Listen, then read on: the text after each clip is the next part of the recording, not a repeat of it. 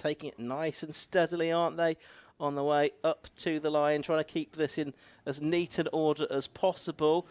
But the red lights now go out and the cars accelerate up towards target for the first time. And it's Sam Carrington-Yates that moves into the lead of the race. Matt Priestwood trying to get up on the inside of Alan Caulfield there for second. Alan in the number 5 car, the grey car with the orange trim. Priestwood in the slightly brighter pink car. He's now on the outside line going into turn number 2. It looks like he might lose out to Nigel Greensall in actual fact in the car that he shares with David Hudson, the number 888 car. Nigel, very experienced racer in all kinds of different cars, of course, and he is indeed up there into 3rd position ahead of Matt Priestwood. Peter Keane is 4th, and it looks like in 5th place at the moment it's the car started by number 12, which is Tom Sibley. One or two of them bouncing down the grass on the exit of Church Corner, but they've all got it pointing vaguely back in the right direction as the leaders descend, or indeed climb towards Rocket, where Nigel Greensall is on the attack again, slipping up the inside of Alan Caulfield, that is, in the Anthony Seddon car into 2nd position. He brings Matt Priestwood with him, does he? Priestwood looking round the outside of Alan Caulfield through the second part of Rocket. There's a car off the top of the hill, that's the number 40, which was started by Giles Carter, the car he shares with Andrew Partridge, but still it is side by side for 3rd position. Matt Priestwood is doing his very best here to find a way through, and does find a way through past Anthony Seddon. So the order will be at the end of lap 1, Carrington-Yates the leader, Greensall 2nd, and Matt Priestwood back to 3rd. Yep, so over the line they are about to come then. It's a decent lead of about 6 car lengths for Carrington-Yates over Greensall. Then it's the 173 car of Priestwood. Caulfield's having slipped back to 4th place. 5th, Peter Keane, and 6th, Tom Sibley, as they make their way onto the 2nd lap of this race. Of course, the circuit is dry. The grass is probably still going to be a bit wet and slippery in places, although it does now have the sun beating down on it. So hopefully the off-track conditions will improve as well as the race goes on, should anyone go off during the course of this race. So there's Greensall in 2nd place. Priestwood not letting him get away. Of course, Priestwood does have that extra long pit stop to serve. Now, he overcame that extra long pit stop at Alton Park last time out. Can he do it again here? If he's going to do that, he needs to find his way to the front of the field. Well, he's got past Nigel Greensall now. Can Greensall fight back, though, on the way into Rocket? No, it looks like he's going to just tuck him behind Matt Priestwood now. So Priestwood in the 173 car moves up into 2nd. Yeah, so Matt Priestwood didn't really get the rub of the green on the first half of that opening lap, but ever since then has been clawing his way back forward. I think there's been a drama, by the way, for the number 73 car of Theo Tibbets on that opening lap. Started 9th, crossed the line all the way down in 28th place. I wonder whether he was tangled up with the number 40 up at the top of the hill, although they started at opposite ends of the grid. Anyway, the leaders at the front end of the grid are working their way through the cascading downhill run through the corkscrew, and Matt Priestwood up into 2nd position now, sets his sights on Sam Carrington-Yates, a very experienced BMW racer, as Ian was saying. A big moment over the curbs there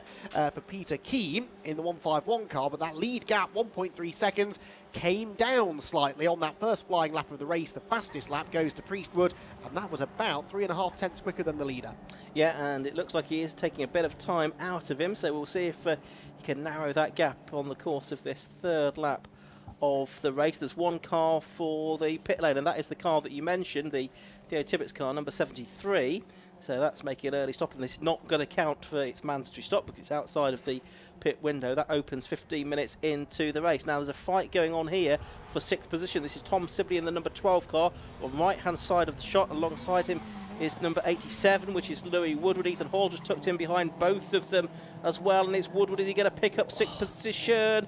Right across the front of the number 12 car he goes up at Rocket Corner, but he has squeezed through into 6th place. Louis Woodward, who won one of the Armed Forces Race Challenge events yesterday, very nearly won the 2nd until he spun out of the lead into the pit wall, throwing away a 6-second lead to lose the race by half a second. I wasn't going to mention that. Were you not? Ian. No. But it's very unkind of me. Yes. I'm sure he will be happy that we brought that up again. Not his finest moment, but hey, he may be able to make up for that today. He looks pretty rapid, doesn't he, in the early stages? So across the line come the race leaders. Again, the lead gap comes down, this time by 4 tenths of a second. So Priestwood remains the fastest man on the track right now, chasing after Sam Carrington-Yates. 9 tenths the gap between them.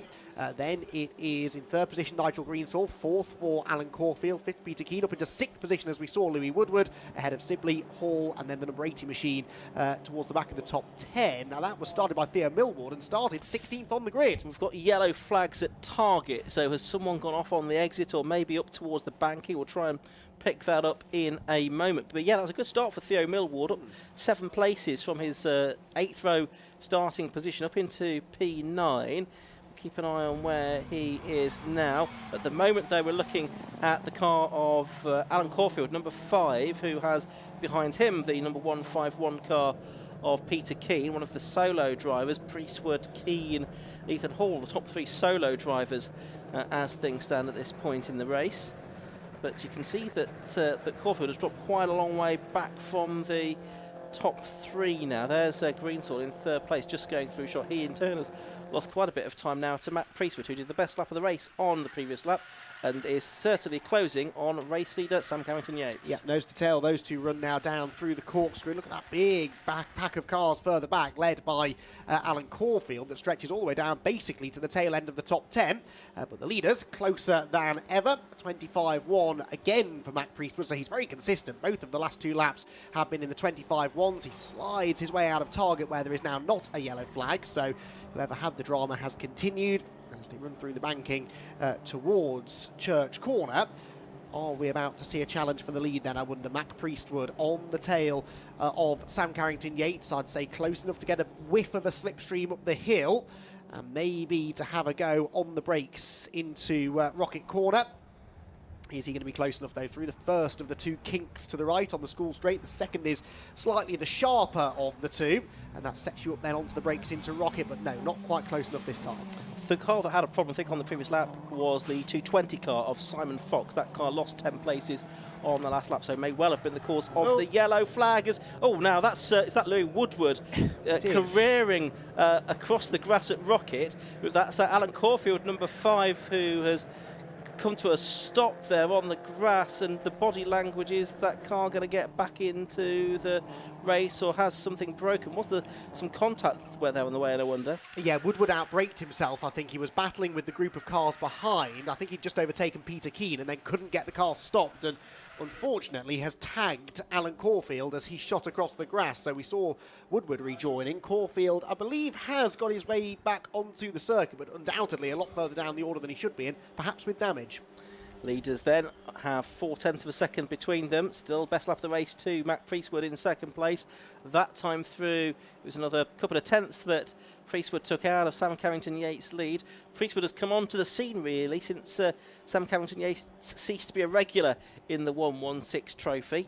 So they may not have raced against each other that much before. 19 years of age is Matt, powder coater from Halifax, a 3-time Polaris British SXS racing champion, and only in his 2nd season of car racing, but he's acquitted himself very well in the Anthony Seddon Racing prepared car, and he's tucked in behind Sam Carrington-Yates here. Easy going to try and make a move for the lead, as we say. He just have this 30-second success penalty to serve at the pit stop, so he really could do with trying to find a way through and just building a bit of a lead here if he's to make it a hat-trick of victories in the 116 trophy. Alan Caulfield has not come through, by the way, so I fear that he is stationary up at the top of the hill, but has dragged the car to a place of safety, so at least there's no yellow flags, but sadly that doesn't help him. His race is done. The leaders screech their way downhill through the corkscrew, and these top 2 still running together. Then there in the inset is Alan Caulfield's car, so yeah, he's pulled it behind the marshal's post. He is out of the car. That's a real shame there. That could have been a contending car come the end of the race, but sadly will play no further part in this one. So through go the leaders then. Up into 4th place through all of that now is a number 12 car. So the number 12 started by Tom Sibley. Up into 4th ahead of Peter Keane. Louis Woodward actually back where he was basically 6th position, so he lost 1 place with that drama a lap ago, and now he's back up the inside again, once more taking a slightly agricultural line into the banking. Is that going to net him 5th position though? Yeah, Peter Keane is the driver. He's trying to relieve of that position. Down towards Church Corner they come. They've got Ethan Hall just behind, and then Theo Millward as well in sort of silver and red car, but Woodward is going to go through on the inside of Keane at Church Corner. Ethan Hall taking to the rallycross line really, and is he going to collect anyone as he comes back across the circuit? No, he's not, but he's almost going to sort of rejoin the rejoin the start and finish straight there. He's more than halfway back. He's now going to sort of turn around and rejoin Ethan Hall, who was in 7th place. He's going to be most of the way to the back of the field, I think, by the time he's able to find a gap in the traffic and rejoin. Had that been yesterday afternoon, he'd have got away with that because the grass was relatively dry. But although the track has dried out from this morning's torrential rain, the grass still very slippery when wet, and unfortunately that's what caught him out there. So another one bites the dust. He's continued, but of course well out of contention now, realistically, even in a relatively long race such as this one. And again, these are longer races, but a real sprint racing feel, certainly to this opening stint anyway, with a few drivers making a couple of mistakes. Through comes Woodward then up another place now, then, as we've said, into 4th position. So Woodward's car seems undamaged, so I wonder whether there was contact with Caulfield or whether it was just a coincidence that Caulfield had his own drama at that time. It certainly looked from a distance like they came together, but perhaps not. Yeah, Woodward certainly has been a race winner in 116 Trophy in the past, so he's certainly got the pace, and he's moving steadily forwards in this race. His next target then is the Sibley car. You just spotted something there? There is damage. The right rear corner of Woodward's car is pretty badly stoved in, so I think he did collide with Caulfield. How he's got away with that, the speed he went off at, I do not know. Right, here's a battle a bit further back, and it's involving the 34 car of Toby O'Reilly, I think, heading up the hill there. And there you can see the extent of that damage on the number 87 car. Very sort of clear wheel mark, isn't there? Indentation on the Louis Woodward car, and that rear door is very badly damaged as well off this BMW 116. But crucially, just in front of the right rear wheel. So a matter of inches away from race being over there, I think, for Louis. He can count himself very lucky.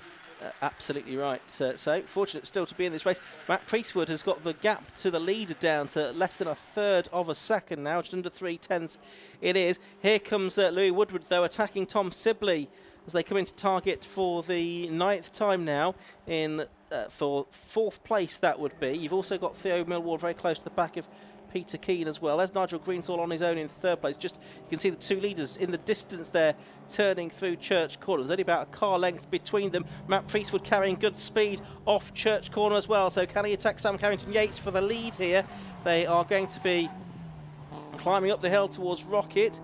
Is Priestwood going to try a move here? Doesn't look like it. Nope, just tucking back in behind Sam Carrington-Yates. They turn their way through the left-hander at Rocket, and for the moment at least, Matt Priestwood seemingly content to sit there in 2nd place, but I'm sure he will want to try and find a way through before much longer. There is the damaged car of Louis Woodward. Great camera work there to show us the extent of the bodywork damage, but it really doesn't look like it's done anything to the rear suspension, which is remarkable given the size of the hit. So anyway, he will continue. I'm sure that incident may be looked at by the stewards, but for now, continuing on his way.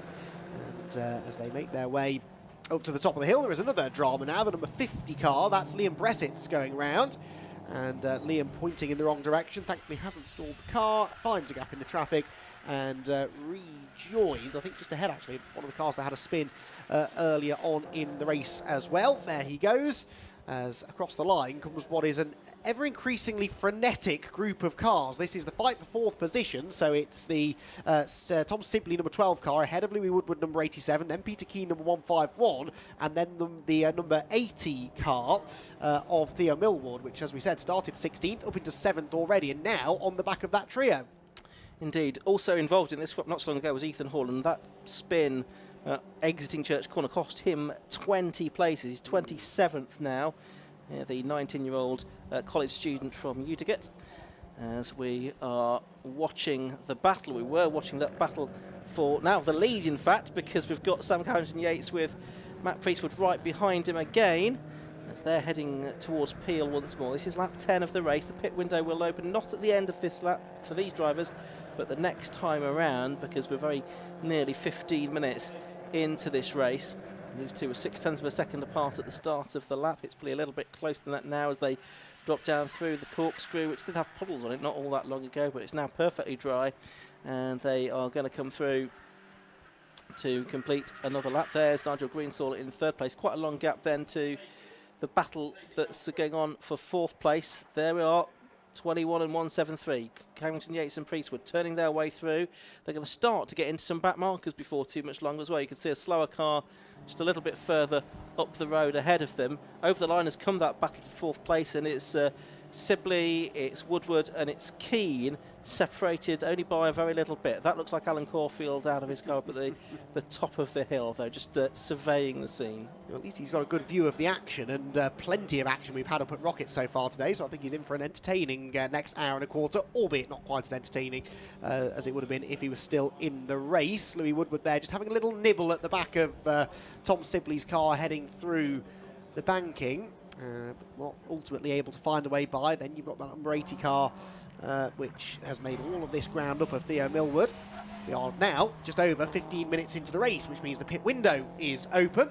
And drivers are now free to pit whenever they want to. I wonder who's going to blink first. A couple of teams scrambling into action down in the pit lane, perhaps anticipating early pit stops. If you're in traffic, then there is a possibility that pitting now is a good idea. But of course, there's no guarantee, is there, Ian, that you will then rejoin into clean air, because already the field is spread out across much of the 1.5 mile circuit. Yeah, exactly, with such a big field. Oh, and it's Matt Priestwood who's the first to head into the pit lane. Now, it'll be interesting to see, does he make 2 stops back to back as well? He's just pulled in, and also Nigel Greensall coming in. Now, is he going to hand over to David Hudson? We're not going to see that, I don't think, from our commentary box window, because he's going to pull in, I think, a bit further up the road. So we'll try and see if we can spot whether there's going to be a driver change there, if Nigel Greensall's going to stay in the car.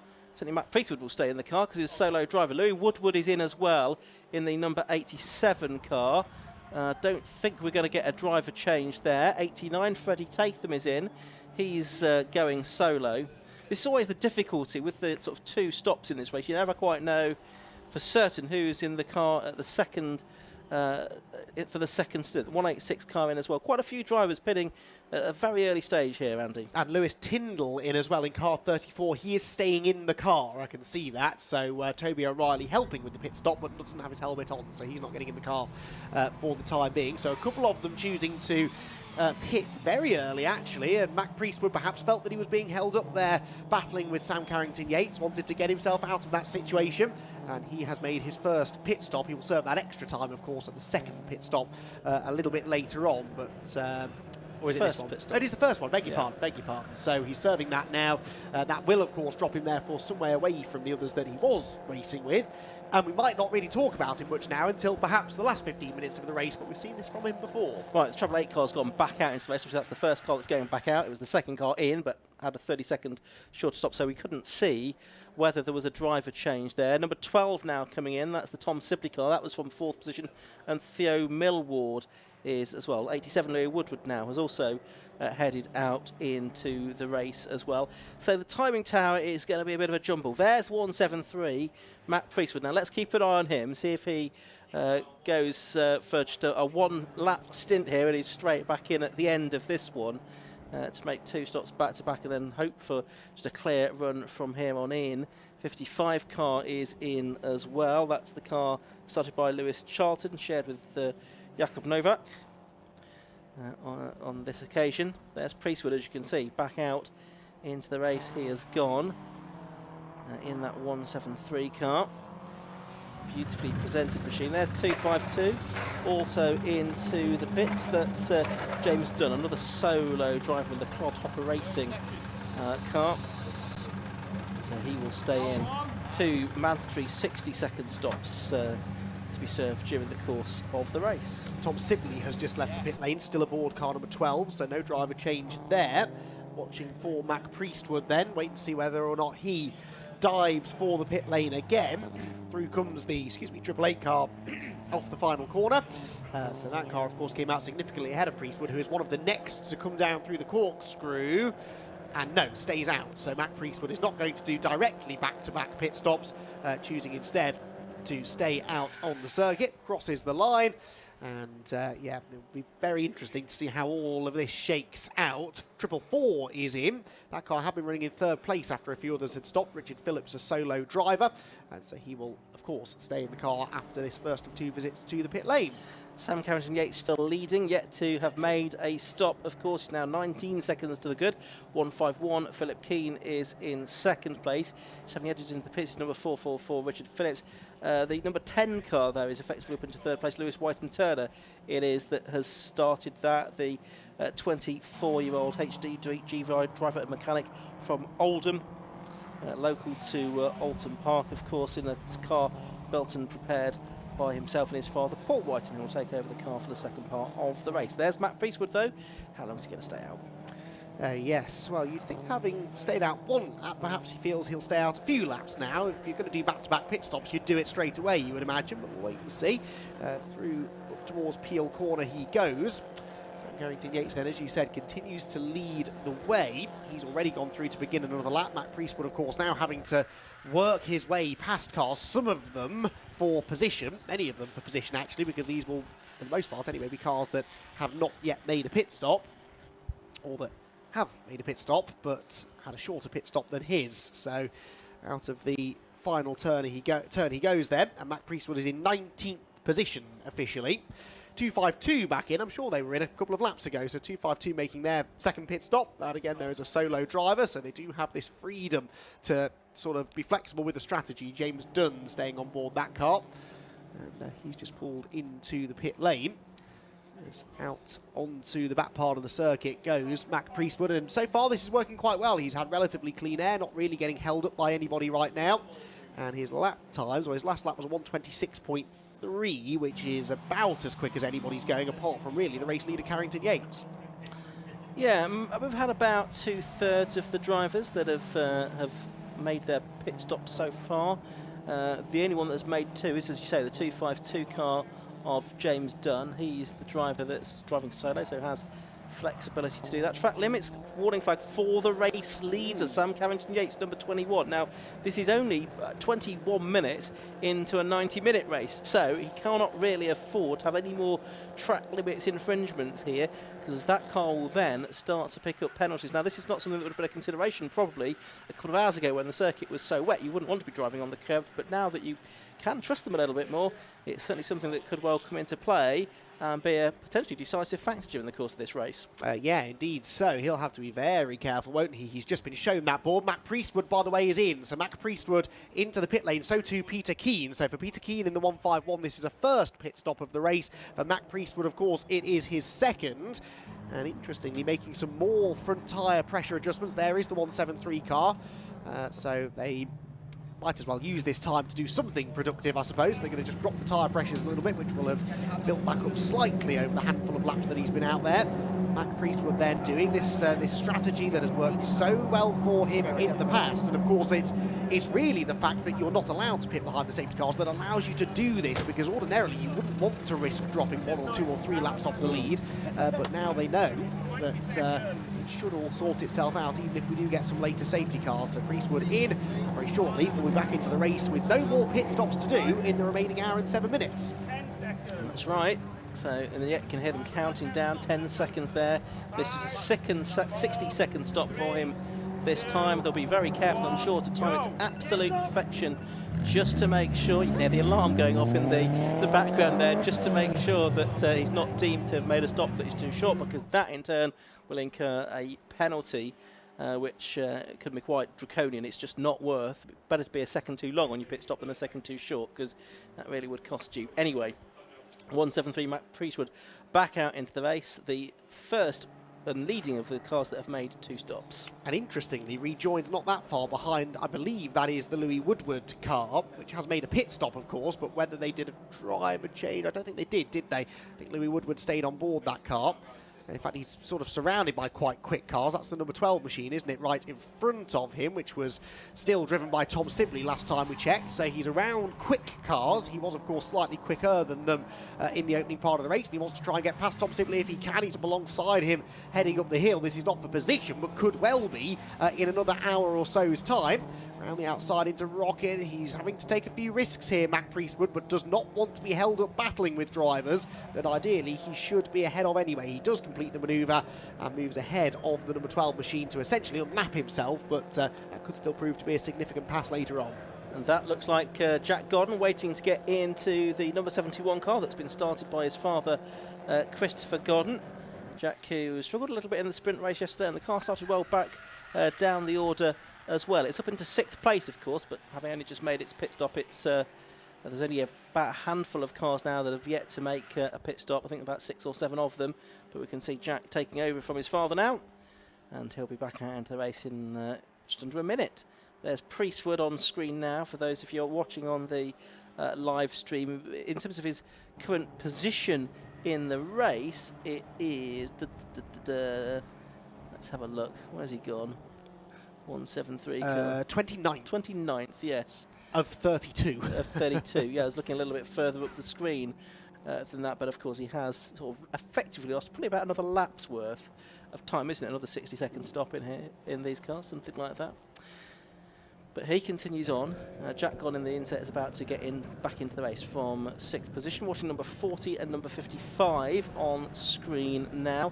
55 is the Charlton and Novak car. Number 40, a bit further up the order, but having yet to make a stop, is the car that was in trouble on the first lap. Giles Carter and Andrew Partridge. I think it's still Giles Carter aboard because that car yet to have made its first stop.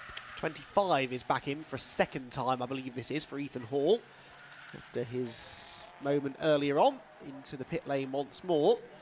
And as the team go to work on that car again, he's a solo driver, so no changes to be made. They're going to give the windscreen a quick wipe, I can see out of the window, because it's got quite a bit of mud and dirt that's been kicked up across the front of it, presumably after the spin that he had exiting Church Corner earlier on. Another black and white warning flag as well. That's for number 47, which...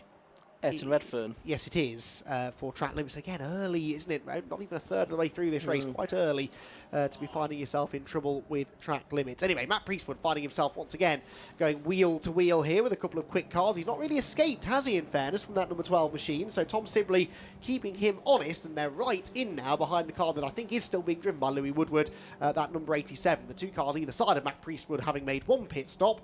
But again, significant that he tries to get past them and tries to get away, because they could be a thorn in his side at the end of the race. Yeah, absolutely right.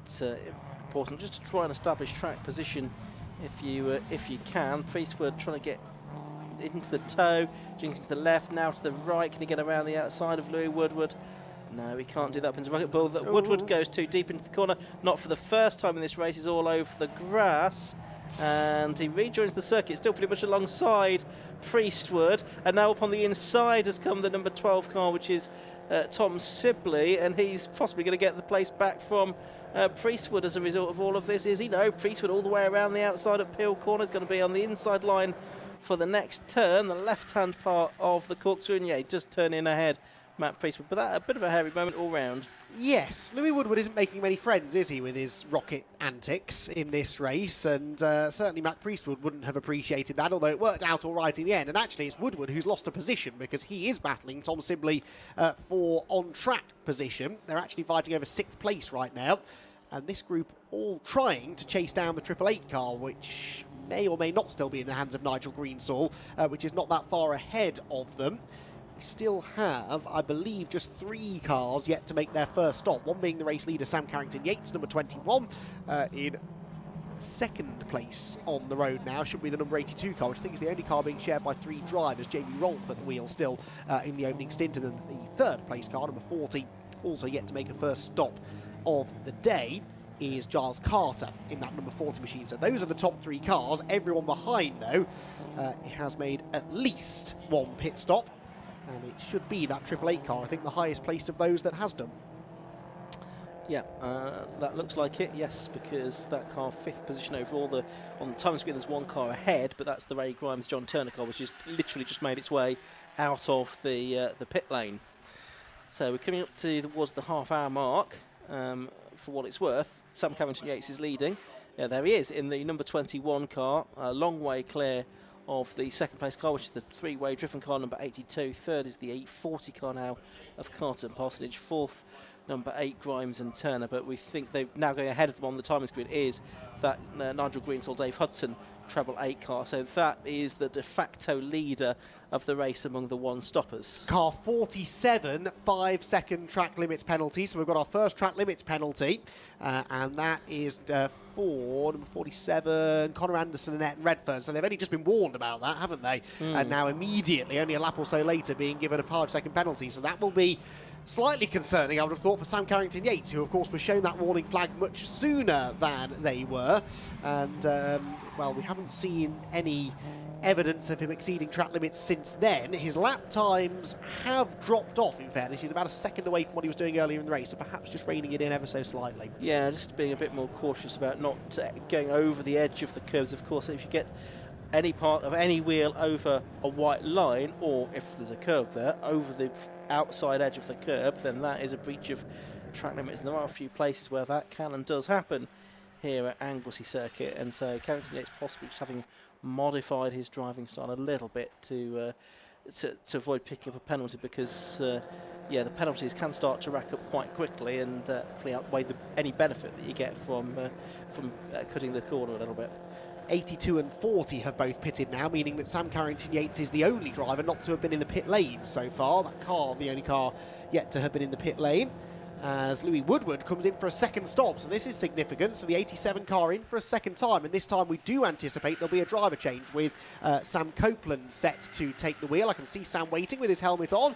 Our roaming camera is there, ready and waiting to capture the driver change, and there it is, right on cue. And we can get a proper look, can't we, at the state of the right-hand side of that car. It has knocked the wheel. You can see the rim has been damaged slightly on the right rear corner, but like I said, the car doesn't seem to have lost any pace as a result. No, it's actually not affected the handling of the car too much or anything like that, but yes, it has taken a bit of a beating, to say the least. I'm not sure that's just going to polish out, is it? But anyway, we've got the change of driver, so it's Louis Woodward that's got out of the number 87 car, getting into it Sam Copeland for the second part of the race. As I say, got an hour gone in this race now. We're just waiting for one more car to make its pit stop. That is the race leader, number 21, Sam Carrington-Yates. Best lap of the race, I think that is still with Mac Priestwood. Yes, it is the 125.095 from a little bit earlier on in the day, which is underneath Sam Carrington-Yates' lap record, which was set 3 years ago, 125.88. There's the 87 car now with Sam Copeland aboard, about to get back out into the race. Was 6th, when it showing on the time screen at the moment. That will sort itself out as other cars go through. But who we're watching now, there's Liam Brezitz getting number 50, and that's the number 8 car. Another penalty for car 47 now, so they've had a 5-second penalty, now another 10 seconds, that makes 15. It's starting to get pretty serious now, because beyond that there's 30 seconds and drive-throughs and potentially disqualification from the race if those track limits exceeded too much more often. But yes, this is the battle between John Turner now and number 50 Liam Brezitz. And where are these in the running order? Well, it is a battle for 19th position. It is, yes, and I think they both made the same number of pits. Yeah. Yes, they have, so it's a genuine fight for 19th position. There, meanwhile, is Mac Priestwood. How's he getting on now, as a few others have started to pit? Still only 26th, but comfortably the highest placed of those to have made 2 pit stops. So the significant thing to see then, I guess, is where did that 87 car come out in relation to Mac Priestwood, because actually he may not be the highest placed car to have made 2 stops, because he had that extra time to serve at the first of them.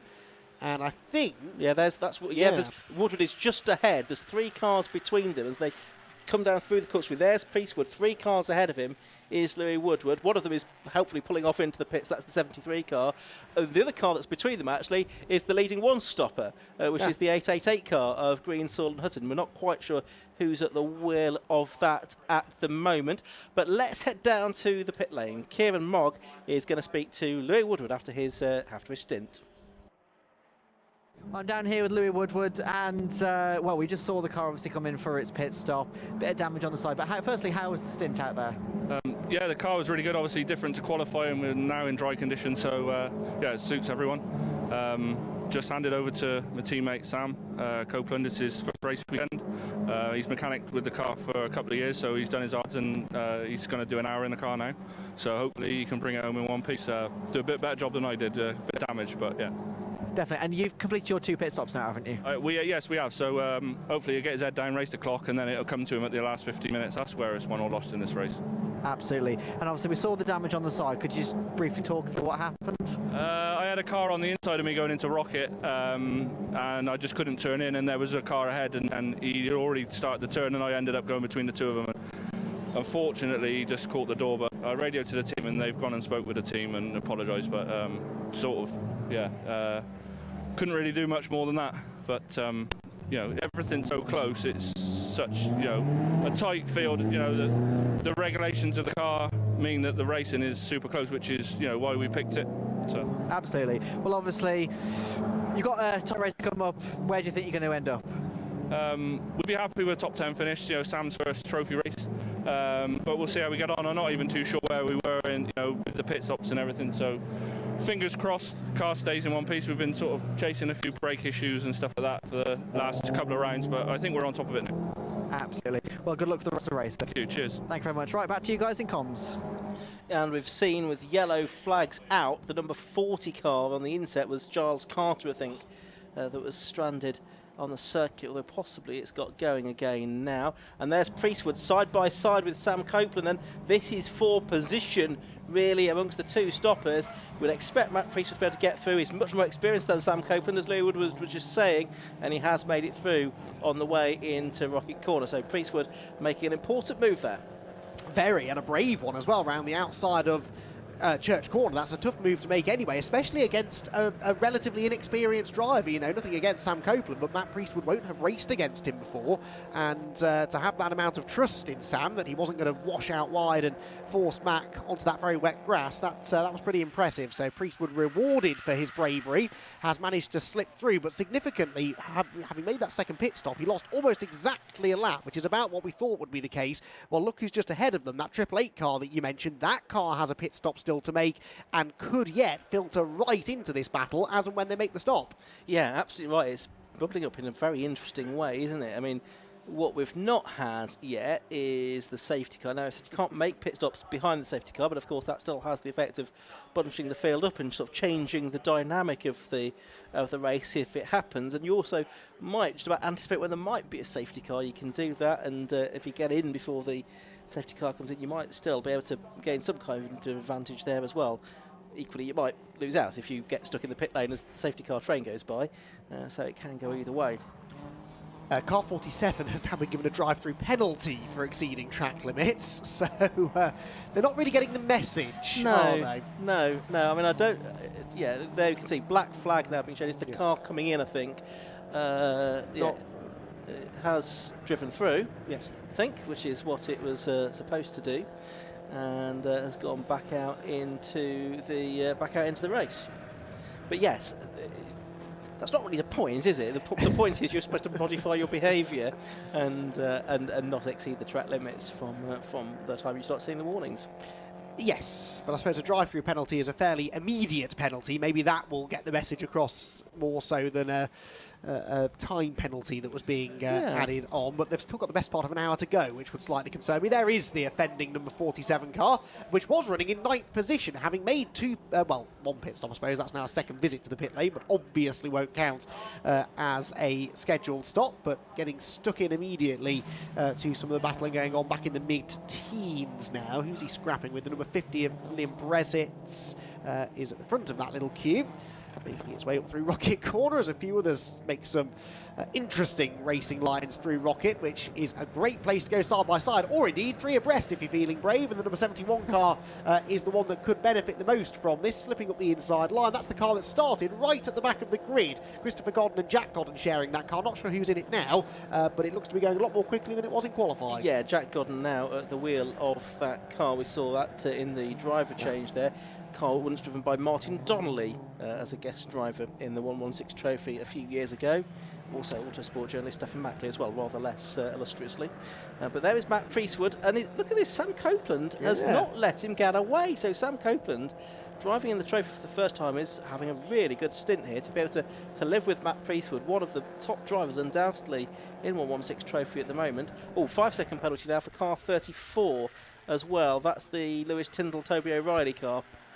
4 track limits, yes, unsurprisingly. So, yeah, a few of them falling foul of it now, aren't they? And we're, as I said, not even halfway through this race yet. We're still about 6 or 7 minutes away from that point. But, yeah, really impressed here with Sam Copeland for staying with Matt Priestwood, who we know to be one of the fastest drivers, well, is the fastest driver in the race. He set the fastest lap of the race, after all, and currently this is the battle over. 19th position, but significantly, they are, well, actually not the top 2 cars to have made 2 pit stops, because that number 12 car, which remember we saw conducting its driver change earlier on, Tom Sibley no longer in that car. My timing screen has them in 17th place, so 2 places ahead of this group, but actually quite a long way further up the track. That number 12 car is at Rocket now.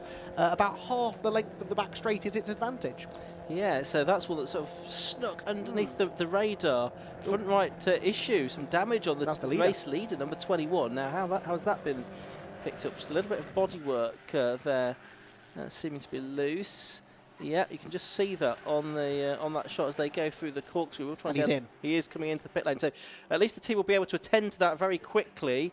Either just rip a bit of bodywork off or apply a bit of the infamous gaffer tape and get that car back out into the race. Now, Sam Carrington-Yates is that started the car. Now, is he going to stand it? It looks like Harry Ormerod has got his helmet on as if he's ready to take over, and we are pretty much getting up towards the halfway mark in the race. So yeah, Sam Carrington-Yates is climbing out, Harry Ormerod is getting in, and the team are having a look at that damage, and our camera crew down there as well. What's the solution, do we reckon? Well, I thought that mechanic had some tape in his hand. It's actually a cloth. I think it will more than a polish, that, won't it? And that's one of the scrutineers having a look, and he's pointing at it, saying, you need to sort that out, chaps. If it had stayed out, I think that would have been a black and orange flag, wouldn't it? Possibly. But as it is, fortuitously, they've been able to get the car was coming in anyway, and they could do something about it. And there goes the tank tape, but also looking in the background, 888. That's significant because that car, remember, we think is going to be somewhere in the mix. Now, that's Nigel Greensill with his helmet on. Has he just got out of the car, or is he getting in? Looks like he's taking his gloves off rather than putting them on. So I would suggest he's been in for a double stint, and now David Hudson, who is the sort of owner of the car, getting the coaching of Nigel Greensill, is going to be in the car for the remaining half of the race. So where does that car come out in relation to Priestwood and Copeland? That's the question. They've not yet appeared up at the top of the course group. Back out goes the number 21 car, still with Sam Carrington-Yates at the wheel. No, they did change. Harry Ormerod just got in. Okay, here comes Priestwood over the hill, and the 888 being reversed out. This could be quite close here. It's going to be, so they are going to head out into the race. Well in front. Well in front, but Matt Priestwood probably a quicker driver. Let's have a look. The 12 car, though, that is significant. That's just coming out of the pit lane, or going past the pit lane exit, and is ahead now of the 888 car of Dave Hudson. Yes, I keep forgetting about that number 12 car because it was so far ahead of Matt Priestwood. But yes, I think effectively the leader. It is basically the race leader. You're absolutely right. So now, finally, as we approach half race distance, we've got a good idea, I think, of what that lead battle is going to look like. But of course, the one missing piece of the jigsaw still is that number 21 car, which will, for the final part of the race, have Sam Carrington-Yates back at the wheel. Where will he filter into all of this when that car makes its second stop? And Matt Priestwood is about 6.6 seconds behind the number 12 car as things stand, and lapping a little bit quicker, about 9/10 of a second quicker on the last lap. So Matt Priestwood is going to be chasing after the number 12 car, we think, which is the de facto leader. So there's the leader. That's the second place car effectively at the moment, treble 8 of the cars that have made 2 stops. There is the 12 car in front, Tom Sibley car and Andrew Woodbine sharing that one. So I think it's Andrew Woodbine at the wheel of that now. And then it's going to be not too far behind this car. Matt Priestwood should be coming into view very shortly. There he is. And at speed, it would seem. So carrying a lot of speed into the corkscrew that time. So it's building up very nicely. As Andy McEwen says, the one to watch here is the Harry Ormerod car. We'll pick that up in a moment, but we're going to head down to hear from Nigel Greensill now. He's with Kieran Mogg. I'm down here with Nigel Greensill from the 888 car, and obviously you've just come out of your stint. Quite a hot workout there. How was it? It was fantastic. Loving it. It's really good fun. It's my first time in one of these this year, and David Hudson, who owns the car, and I race with. I've been coaching and helping him all the way through his journey of like 18 months now into the sport, and he's loving it. And we just had a really good stint. We've got a bit too much understeer on the car at the moment, but apart from that, yeah, it's fantastic. Will and the Jeff Steele boys are doing a great job. So yeah, having a lot of fun out there. Absolutely. Now, obviously, you went out in the wet this morning. How's the track changed since then? Yeah, in the wet it was brilliant. You know, it's how I always think race cars should be. You know, all race cars should have like half the amount of grip they've really got, because then you really sort of get to explore the limits and have a lot of fun. And obviously now, you know, the sun's come out, the weather's glorious, the views are fantastic. When you drive around the track, you know, the views of the ocean and the mountains of it, it's just spectacular, isn't it? It really is. We were talking to a couple of drivers earlier about trying not to get distracted by the view, which this morning wasn't so much of a problem. Yeah. Have you had a look over there this afternoon, sorry? Oh yeah, I mean, it's important when I'm coaching drivers. I always say it's very important to be aware of all of your surroundings, because as you come around a corner, if all the spectators are looking in a particular direction, there's obviously something going on. So there's a bit of information you can gather. So it's really important to have your eyes wide open and appreciate where you are and what you're doing. Absolutely. And obviously you're one of the leading cars, you're fighting for the lead battle. How have you found the traffic management and the competition so far? Yeah, it's been fantastic. Driving standards so far in the race have been really excellent. You know, it's a real pleasure being part of the series where the driving standards are really good and people have awareness and respect for each other on the track. You know, that's really important in racing. Definitely, definitely. Well, good luck for the rest of the race and hopefully see you up there. Thank you very much. Thank you very much. Right, back to you guys in comms. But side by side between Matt Priestwood and the car that Nigel Greensall has just got out of, because David Hudson, is he going to lose the position here to Matt Priestwood at Rocket Corner? Yes, he is. Matt Priestwood does go through ahead of the South African man from Johannesburg, now based in Surrey. And in only his second season of racing, David Hudson has lost out to Matt Priestwood, who now is not too far behind, and I think directly behind on track, the car that is the first of the two stoppers, the number 12 car of Tom Sibley and Andrew Woodbine. I'm glad you mentioned that David Hudson's from South Africa. I never would have got. I would never would have got that just by looking at the car. That's twice now that we've had an interview from Kieran Mogg and immediately cut back to that driver's car being overtaken by Matt Priestwood. So as if drivers weren't already running away from Kieran in the pit lane, they're probably going to be doing more so now. Anyway, there goes the number 12 car, the net race leader, we believe, pending this second pit stop for Sam Carrington-Yates and Harry Ormerod. With Sam Carrington-Yates to get in, of course, for the final stint. But let's take a look at the lap times of some of these leaders. The number 12 car of Woodbine, last lap, a 1:27.4. Mac Priestwood, even with an overtake, a 26.4. So a full second quicker than Woodbine. He is 4.4 seconds back, lapping a second a lap quicker. So give him another 6 or 7 minutes, and I think he's going to be right on the tail of that number 12 machine, and that could be a really significant battle indeed.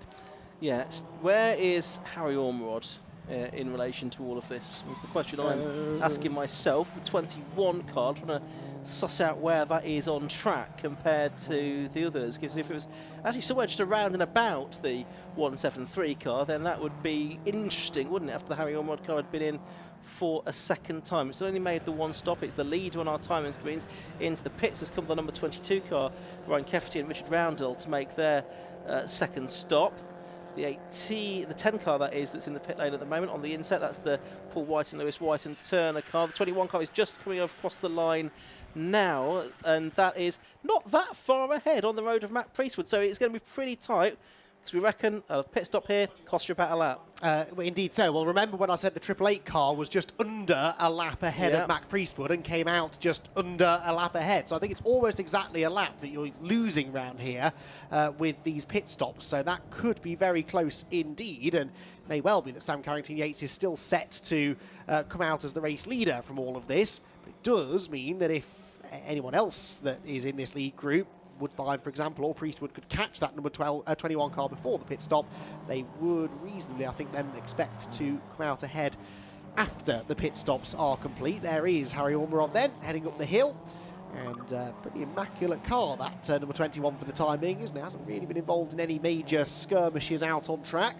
Difficult this, really, for the drivers to know exactly how hard they need to push, because to an extent you have to pace yourself, it being a reasonably long race, but you don't really know who it is you're racing. He will know vaguely that, you know, he's going to, like, his car's going to be battling with Matt Priestwood at the end of the race, but he can't see Mac. He doesn't know where he is. He doesn't know whether he's gaining or losing time.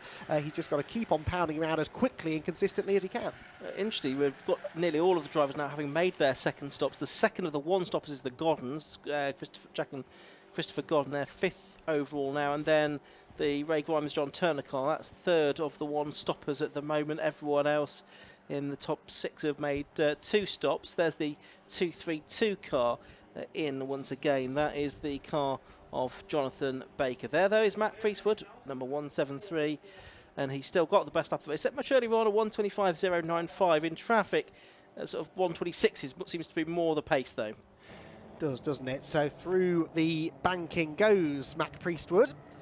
And definitely getting away now, isn't he, from the David Hudson 888 car, who is being caught, no, not being caught actually, by Sam Copeland. So the 87 car sort of fading out of contention a little bit now as we move into the second half of the race.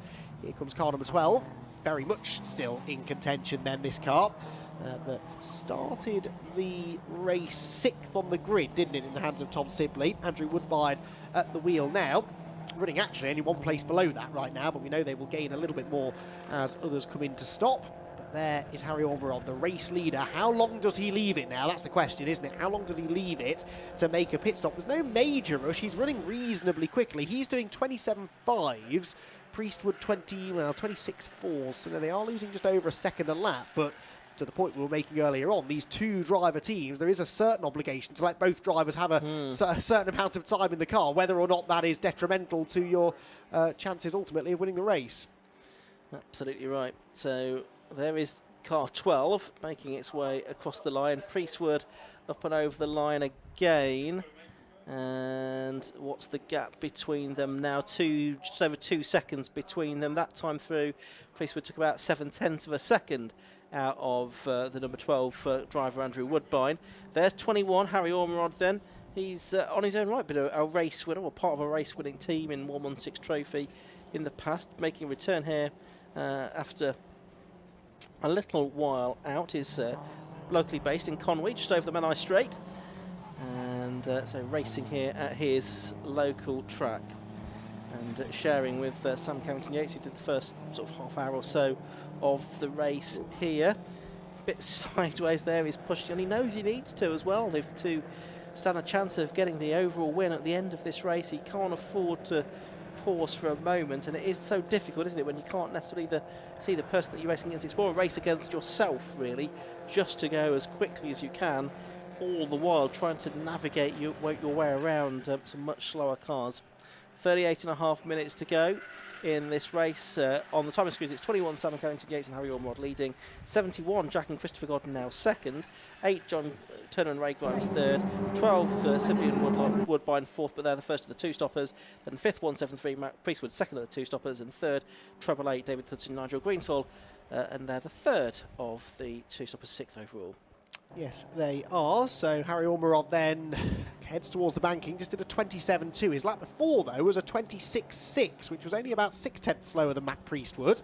And, of course, essentially, they had 30 seconds to play with, didn't they? Because they were together when Priestwood made his first pit stop. But we know that pit stop was 30 seconds longer than the 21 car's stops will be. So Mac, if he's going to win this, has to overcome an entire 30-second deficit. He did do it at Alton, as Ian quite rightly said earlier on, but it's not easy to do. So black and white warning flag going out for car 186 now, which is the Petters, isn't it? Yeah, Daniel and Jamie Petters. So they're being warned about track limits, only a warning for the time being.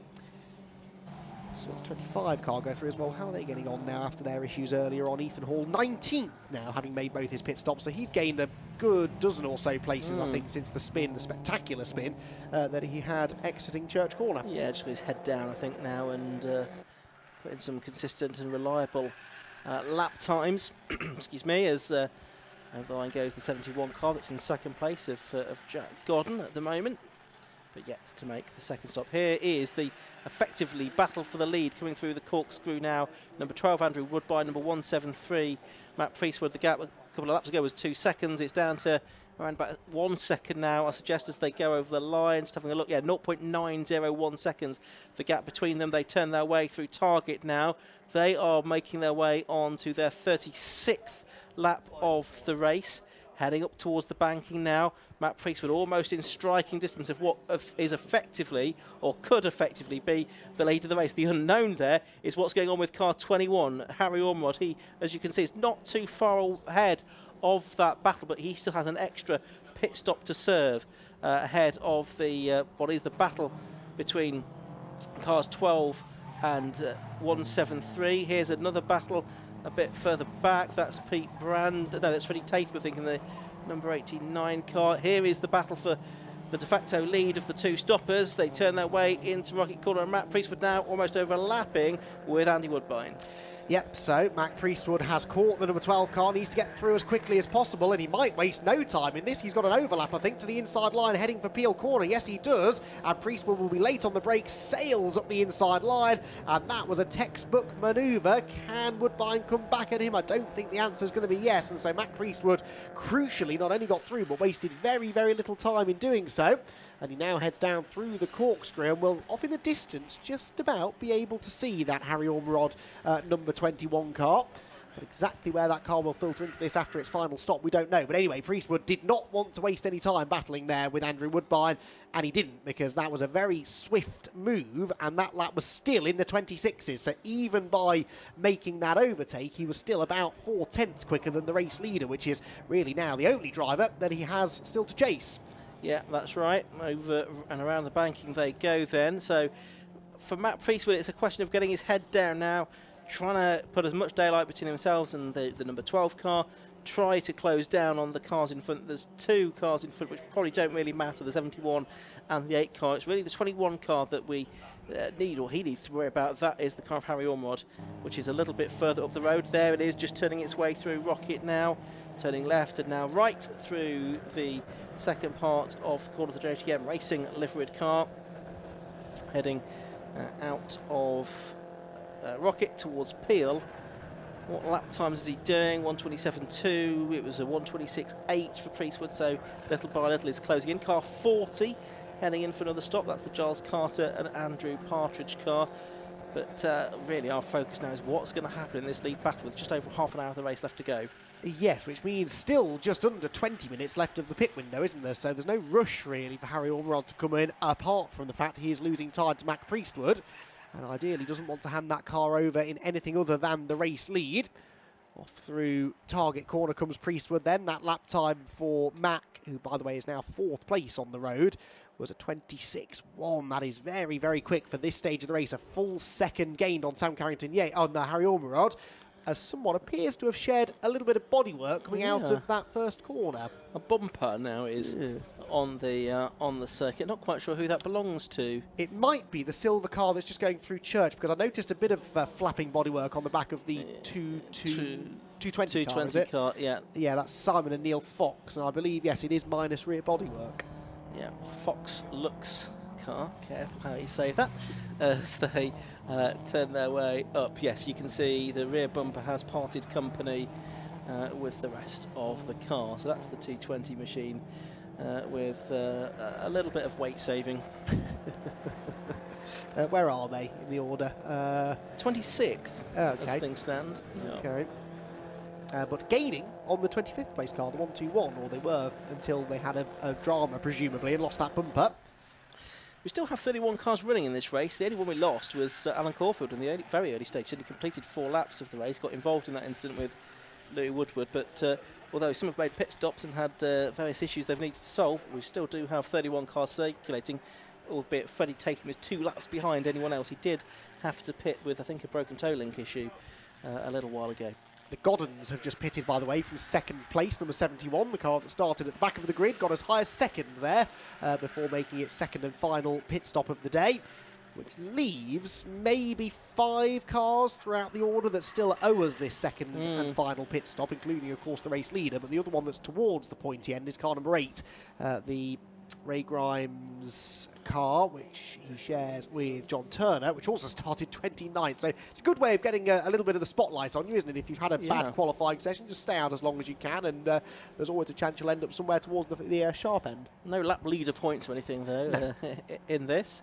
No points at all, indeed, because it's just a series of races and not a championship, as Priestwood now slotting himself in between Freddie Tatham, who's 6 laps down, and the broken car of the Foxes.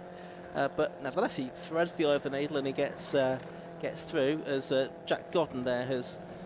Yeah, it's all very well leading back here, and we can still see you on the inset. The 189 car... I don't know what I was going to talk about now. Anyway, Priestwood's got through that little skirmish. He's got past Freddie Tatham, he's got past Simon Fox, and he's still focused on catching the Harry Ormerod car, which now only has about 16 minutes in which to make its second pit stop. And only has, I'd say, on track about 5 seconds in hand over Priestwood, who continues to take the best part of a second a lap out of them. So there is the number 8 car. That is the car that runs in 4th position, but yet to make its second stop. And Ray Grimes, hugely experienced racer from the northwest of England, who heads through the banking and is putting in a pretty strong stint, it must be said.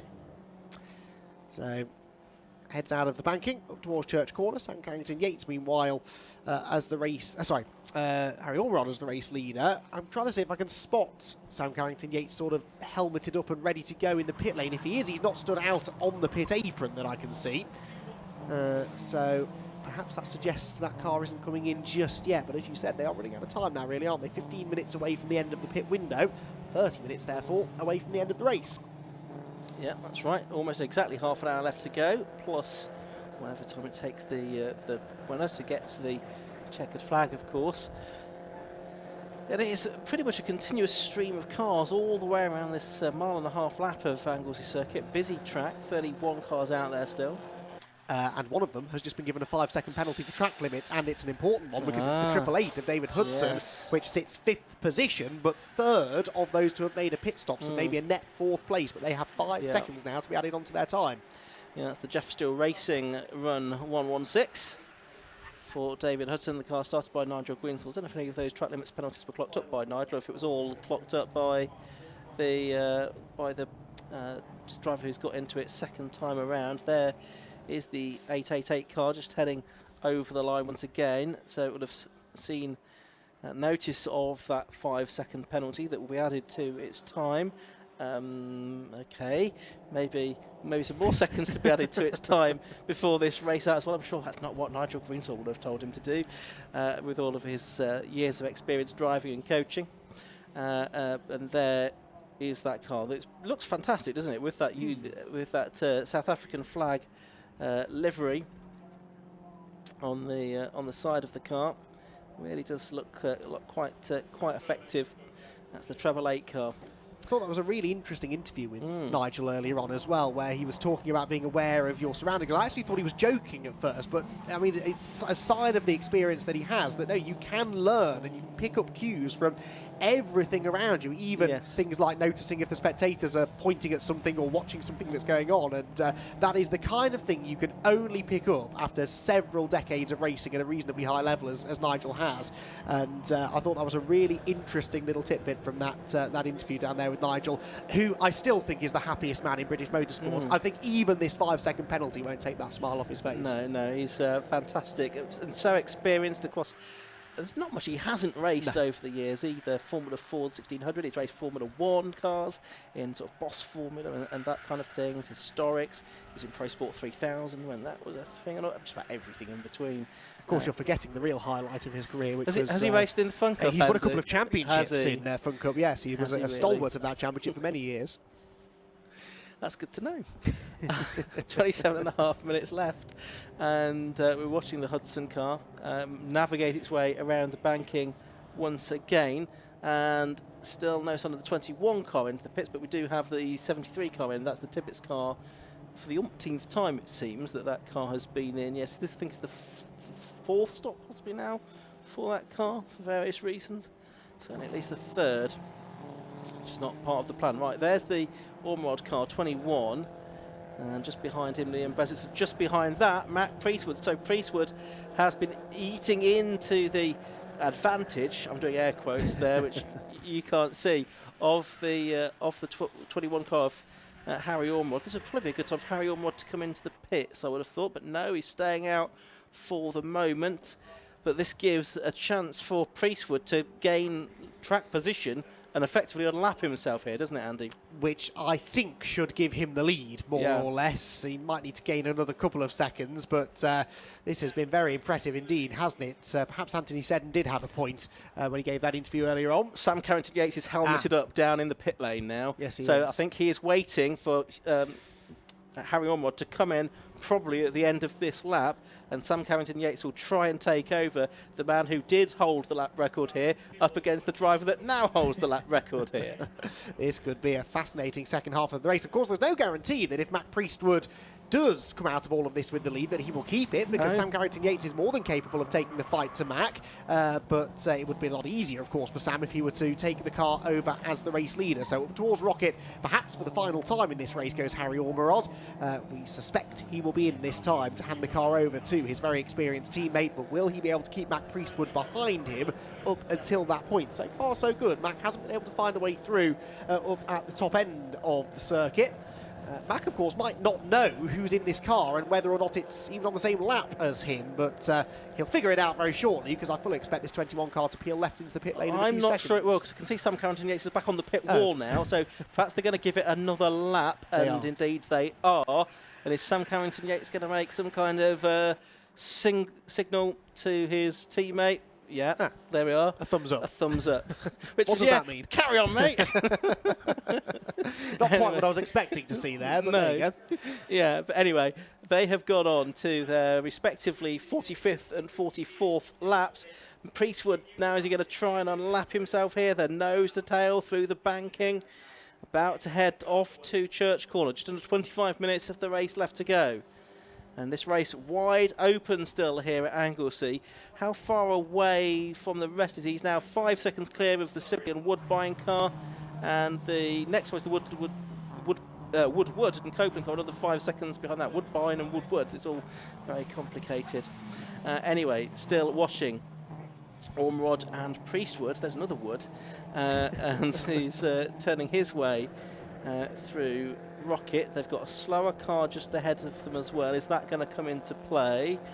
Carrington-Yates is back in the sort of pit lane now rather than on the pit wall, which suggests that he might be ready to receive the car this time of Harry Ormerod. It's the 22 car of Ryan Kefferty and Richard Roundle that they are trying to pass. Does this give the opportunity for Matt Priestwood to capitalise and go through?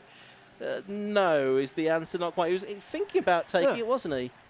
And Harry Ormerod stays out, rather confusingly. He does. So maybe Sam Carrington-Yates thought that's what a thumbs up means, but Harry Ormerod had other ideas, or perhaps was just that busy focusing on his mirrors, because he has got the small problem of Matt Priestwood climbing all over him, and didn't notice that Sam Carrington-Yates was there ready to receive him. So anyway, defends now, heading into the banking, does Harry.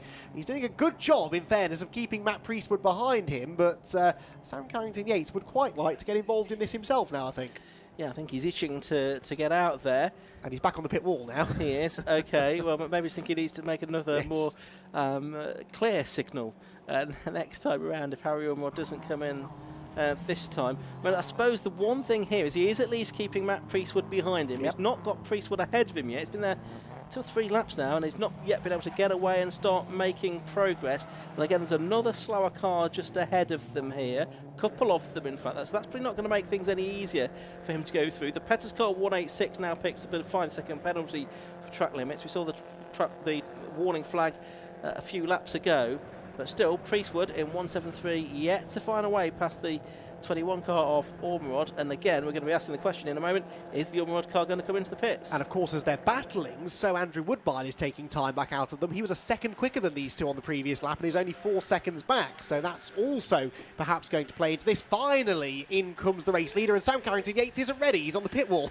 So now he heads in and dashes over to the pit apron to receive the number 21 car. Harry Ormerod then will will hand over to Sam Carrington-Yates, and in about another 90 seconds time, Ian, we'll have a proper idea of how the final 20 minutes of this race will shape out. Yeah, here we go then. Harry Ormerod's going to climb out of the car. It's a mandatory 60-second stop. There's no advantage particularly to be gained by rushing this.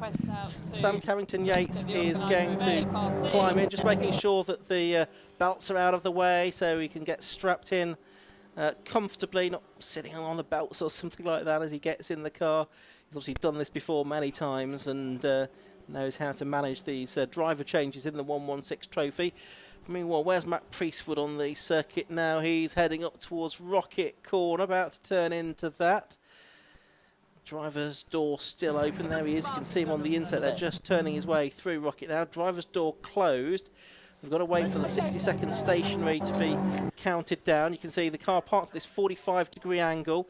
They'll push it back out into pit lane once the 60 seconds are up, and then it's going to be Sam Carrington-Yates getting back out into the race. He's just out of Peel now is Matt Priestwood heading down into the corkscrew. The 60 seconds are up. They're starting to push the 21 car out into the race. Got to be mindful of the pit lane speed limit here, Sam Carrington-Yates, but I think he's going to get out in front here of Matt Priestwood. He's at the pit lane exit now, still at pit lane speed limit, but now gets back out into the race, and he is going to have the lead, but not by very much, Andy. This, by the time he's up to speed, will be only a second or so, because look, there is Matt Priestwood. So Matt Priestwood at full speed is going to be right on the tail of Carrington-Yates before much longer, I suspect. So that was judged to perfection. And how significant was it that Harry Ormerod kept Priestwood behind him for that last 4 or 5 laps of his stint? If Priestwood had gone through and then continued to lap a second lap quicker than Ormerod, then he would have had the lead right now. So that was a brilliant stint, actually, from Harry Ormerod. Wasn't as quick as Priestwood, but defended the position well. Only 5 minutes or so of the pit lane window left remaining as well. They'd only got about another probably 4 or 5 laps at which they could have made that pit stop legitimately before they started to pick up penalties, but they're a very good visual idea of the gap between them then.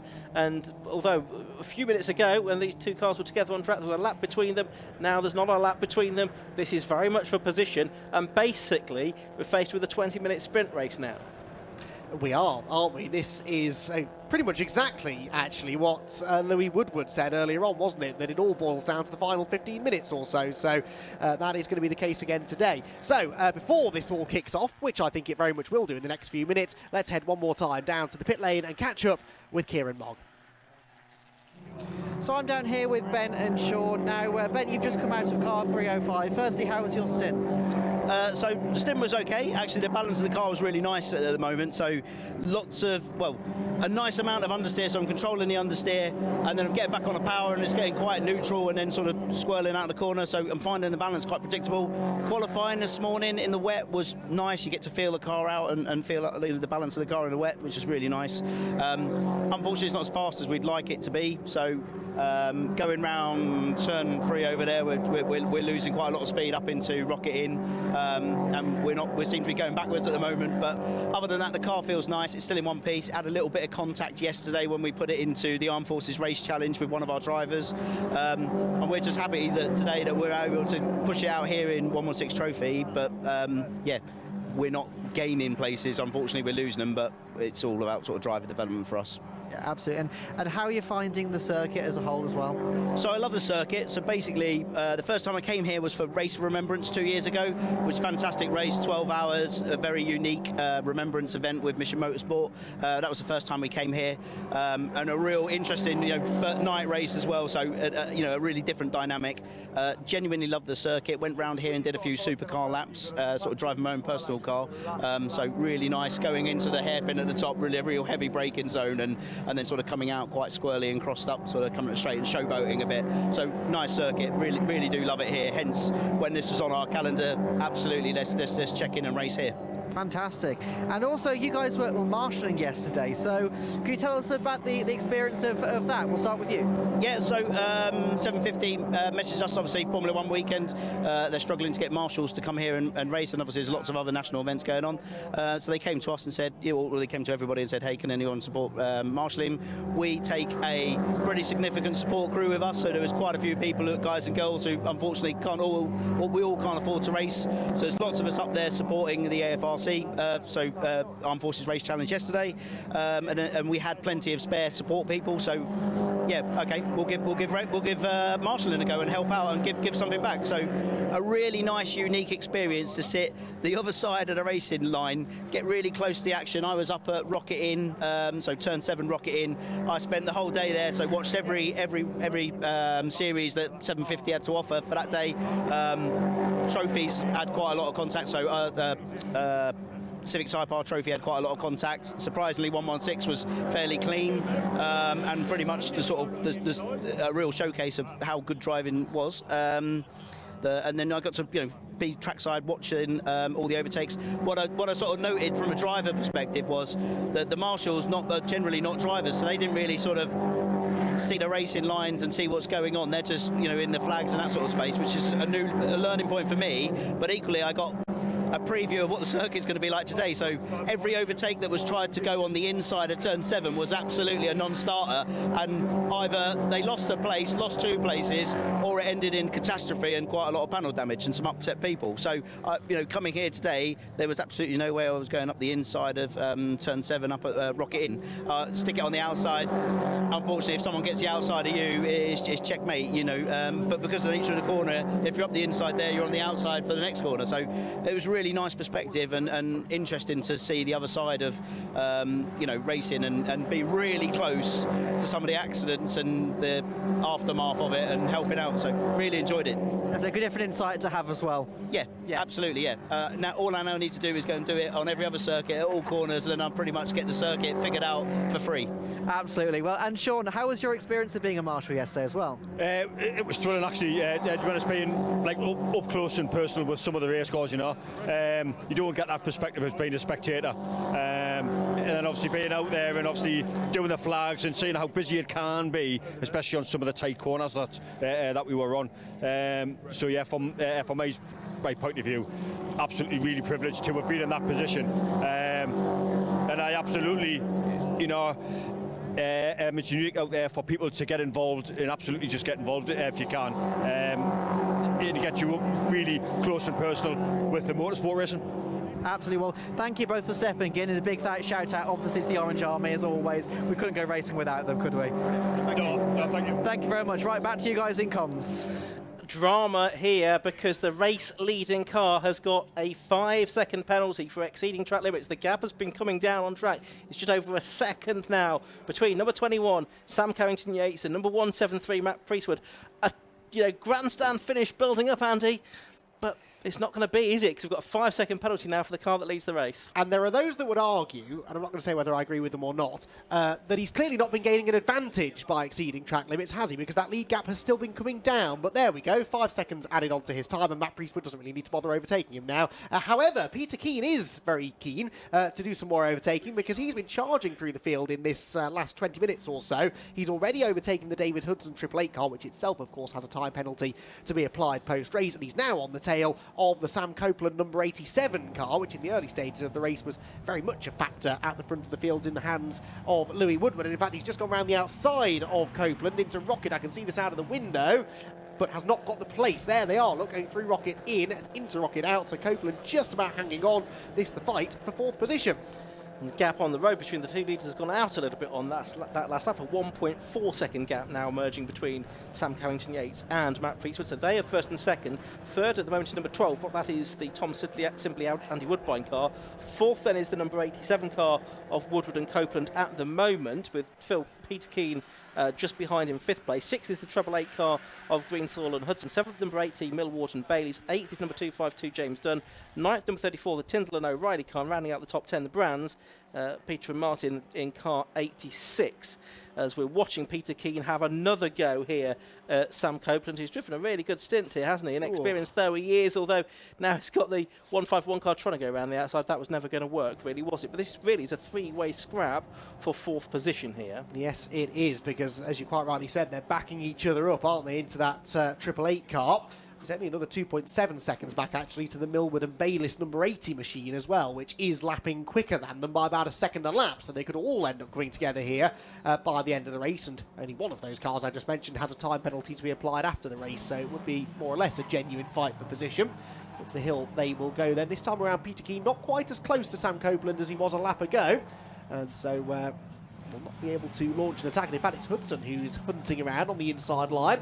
Copeland runs wide though, so he wasn't really under that much pressure that time, but still made the mistake. Peter Keane now gets alongside. That's the outside line for Rocket out, and it will maintain the outside line into Peel Corner. There's been a collision further back. The 252 car getting tapped into a spin. That's James Dunn, and he was spinning with some velocity there, as if he'd been given quite a whack to find himself in that position. Peter Keane, though, has just gone round the outside of Rocket out and Peel Corner to claim 4th place. Yeah, and Dunn was in 8th place, just half a second ahead of the Tindall O'Reilly car at the start of that lap. Draw your own conclusions. Right, 11.5 minutes of the race left to go. This battle goes on for 4th place. Don't forget, Hudson in the 888 car at the back of that group will have 5 seconds to be added to his time at the end for exceeding track limits. And we've got Andy, sorry. Oh, sorry, just to add to your theory regarding the 34 car, it's not really BMW shaped anymore at the front either, no. So it's had contact with something. Or someone. Anyway, 11 minutes to go. There is another car that's got some fairly hefty damage from much earlier on in the race. Sam Copeland, not the driver that was on board while that happened. Number 10 now getting the track limits flag. That's the Whiten and Whiten Turner car for the drivers from Greater Manchester. So, how is this going to pan out? It looks like Priestwood is probably going to win this one way or another. Is he going to try and make a move for the position on the road, though? We'll keep an eye on what goes on in that battle. Still, we've got Copeland and now Hudson battling for track position, 5th place on the road here. And yes, we've now got just 10.5 minutes left. All of the pit stops, of course, have been served. The pit lane window has been closed, and we're just into the last 7 or 8 laps of racing for these 1.6i N45 BMW 116i's. These cars actually, they still look fresh, don't they? Originated about 2004, these cars on the road. They're available in this format for a couple of years. But they still look good and modern and fresh cars, and I think of all the cars where we do have these endurance races, they are the most credible of racing cars in these 90-minute races that we have. Very low cost way to do it, very standard specification, not much you can do to the cars. Pretty level playing fields, and a good way for many people to get into racing for the first time. Into the pits comes the number 34 car, possibly to have a look at the damage that was sustained on that Toby O'Reilly and Lewis Tyndall car. It's such a shame we didn't have a camera down there then, because the car hadn't even stopped, and a mechanic belly flopped onto the bonnet to flatten the bonnet down. It was not the most graceful thing I've ever seen, but it worked, definitely. They've now ripped out what was left of the headlight. They're trying desperately to fasten the bonnet down again, but that was an innovative way of sorting out some bodywork damage to the front of that car. Excellent. I wish I'd seen that myself, but you could just see that from your vantage point a few feet to the right of myself. Anyway, closing stage of this race. There's Matt Priestwood just behind the Sam Carrington Yates car, number 21. There they are together, heading down towards Church Corner, about a second between them here. But Carrington Yates with that 5-second penalty. And these drivers will be evenly matched. You know, the two current and previous lap record holders. So it's not necessarily the case that we'd have expected Priestwood to automatically be able to get ahead of Sam Carrington Yates. It was a result that was going to be very much in doubt, I think, right at the end of this race. But unless Matt Priestwood picks up a 5-second penalty himself in the closing stages, and there's been no sign of him doing that, not any warnings or anything like that, then I think this result's only going to go one way, Andy. And if it does, it's quite remarkable. 3 wins in a row in the 116 trophy. When you get a 30-second penalty to serve at your pit stop for winning the previous race, it's done that twice now, overcome that. That's quite something. It certainly is, and I think on both occasions using a very similar strategy, really, with those two sort of back-to-back pit stops to get completely off sequence with everybody else. And I think that I'd be interested actually to hear from him maybe after the race. Oh dear, drama at Rocket, number 82 around. And that is the Jamie Rolfe, Tom Littlechild and Stefan Guardieri car. And I'm not sure who is in that car, other than it isn't Jamie Rolfe, because he did the opening stint. But anyway, they've continued, hopefully with minimal damage. But yeah, I'd be fascinated to hear from Mac Priestwood after the race, assuming he does go on to win the race on corrected times, as to why he likes to go for that strategy. And I suspect maybe it's just because he feels that if he gets the pit stops out of the way, he can just settle into a rhythm then, rather than doing another 10 laps and then pitting again and having to get back up to speed again. But I would be interested to get his thoughts, because it's obviously a strategy that he likes and clearly works. It gives you some certainty, doesn't it? But what it probably doesn't give you is some flexibility. Yes. Whereas if your car develops a problem, you might want to get that checked out in the second half of the race. Well, if you've still got a pit stop up your sleeve, maybe you could use your mandatory stop for that. Liam Breslow's getting a penalty now for exceeding track limits, whereas, you know, if you then need to do that as a third stop, then all of the advantage that you've gained is out of the window. Yes, exactly so, but that hasn't yet bitten him. He's managed to come out of this pretty well every time, hasn't he, so far? And I wonder whether we'll see him try and deploy that in the next round of the series as well, a little bit later on in the year. 6.5 minutes to go then. Mac Priestwood will, I'm pretty sure, be aware of this penalty that is being handed out to Sam Carrington-Yates, and that, I suspect, is why he's sort of dutifully just sitting around a second or so behind Sam. If Sam were to make a mistake, then I'm sure Mac would try to go through, but no real need for Mac Priestwood to be taking too many risks. That being said, they're both lapping quite quickly, aren't they? Priestwood in the low 26s. That's been a quick lap, really, for much of the race in traffic. So neither of them are hanging around. They're both about 0.8 of a second or so quicker than anybody else out on track. But Matt Priestwood, I do get the feeling, is quite content to stay exactly where he is for now. A 7th car now getting a track limits penalty. That's number 10. That's Paul White and Lewis White and Turner that have now picked up that penalty as well. We have 30 cars still running. We didn't notice, or I didn't notice anyway. The George Healer car stopped about 15 or 16 laps ago. 40 laps into the race, the 187 car out of the race. So 30 cars still circulating out of the 32 that started, with 5.5 minutes of the race left to go. And Matt Priestwood, the powder-coated from Halifax, number 173, just sitting in behind the Sam Carrington-Yates number 21 car on his return to the 116 trophy. They're about 15 seconds up the road from Andy Woodbine in third place, who in turn is 25 seconds clear of Peter Keane in fourth, who's now put a bit of daylight between himself and Sam Copeland, who is in fifth place.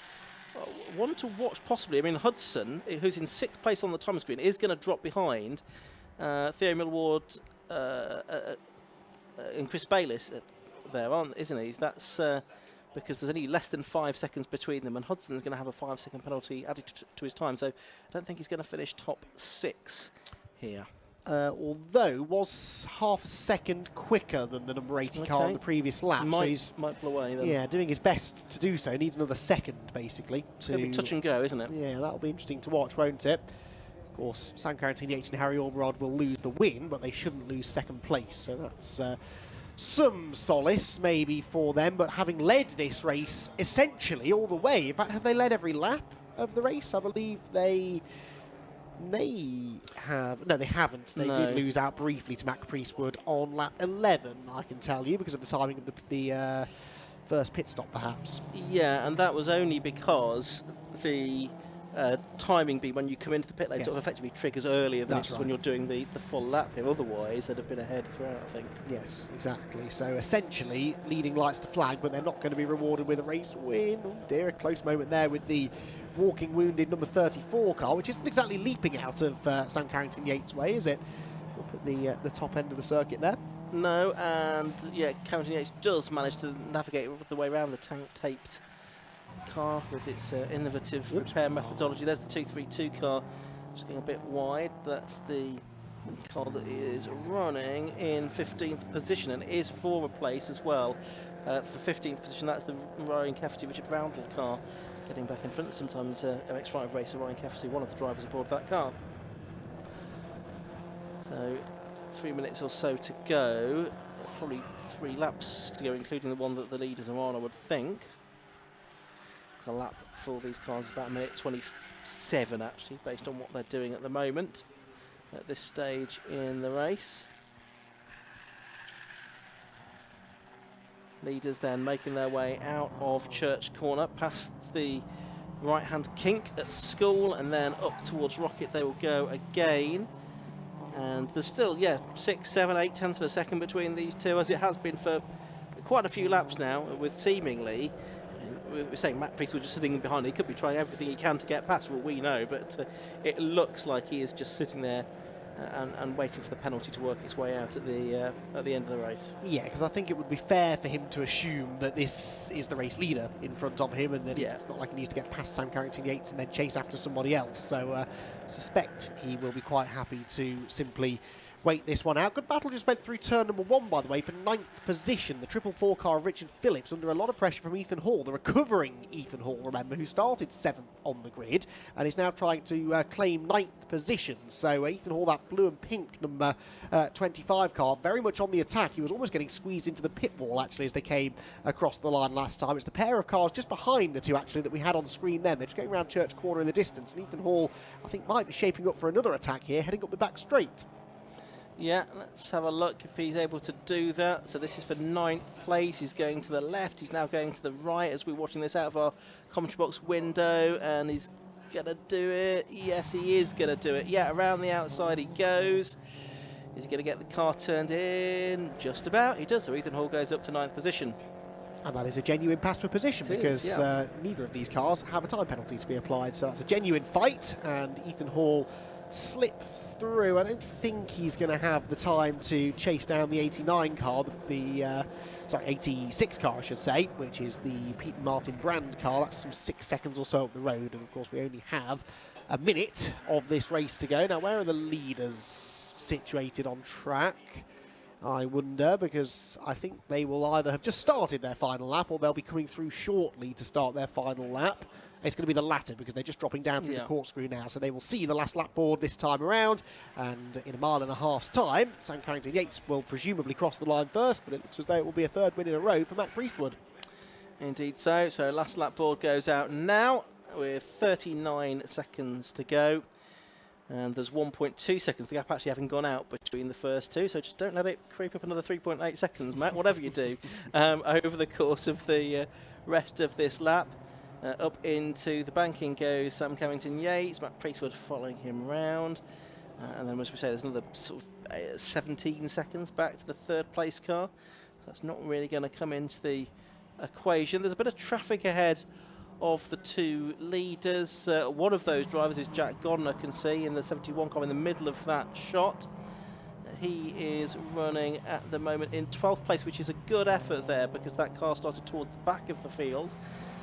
And so Jack's done a good job there to get that up to the sharp end.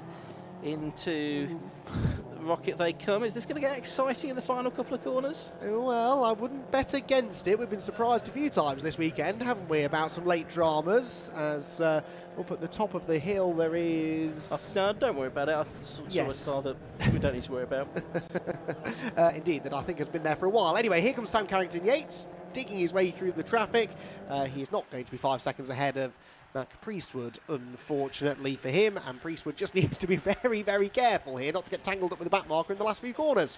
Yeah, out of the final corner he will come. The checkered flag is going to go out and be taken by number 21, Sam Carrington-Yates, and Harry Ormerod. Second over the line is Mac Priestwood, but it's already been corrected on the timing screen.